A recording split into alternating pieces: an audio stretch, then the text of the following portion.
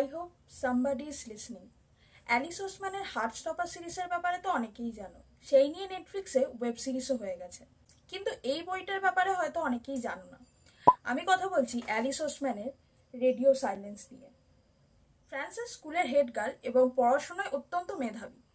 সে একটা জিনিস নিয়েই অবসেস, তা হলো একটি পডকাস্ট ইউনিভার্সিটি সিটি। কিন্তু কেউ জানে না যে এই পডকাস্টটার স্রষ্টাকে। ফ্রান্সিস একদিন জানতে পারে যে এই পডকাস্টটা তৈরি করে তারই পরিচিত একটি সোশ্যালি অকওয়ার্ড ছেলে নাম অ্যালেট। এবার মনে হতে পারে যে এদের দুজনের মধ্যে হয়তো প্রেম হবে, কিন্তু না, ধীরে ধীরে দুজনের মধ্যে গড়ে ওঠে একটি প্লেটোনিক ফ্রেন্ডশিপ।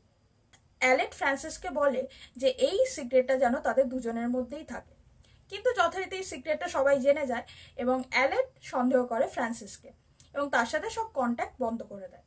আরেকটা ইন্টারেস্টিং জিনিস যে এই বইটাতে যে পডকাস্টের এপিসোডগুলো দেওয়া আছে সেইগুলো কিন্তু অ্যালিস ওসমানের ইউটিউব চ্যানেলে একটা প্লেলিস্ট আকারে দেওয়া আছে। তো বইটা পড়তে পড়তে সেই পডকাস্টগুলোও কিন্তু শুনে দেখতে পারো, বেশ ইন্টারেস্টিং হবে। পড়ে জানিও কেমন লাগলো।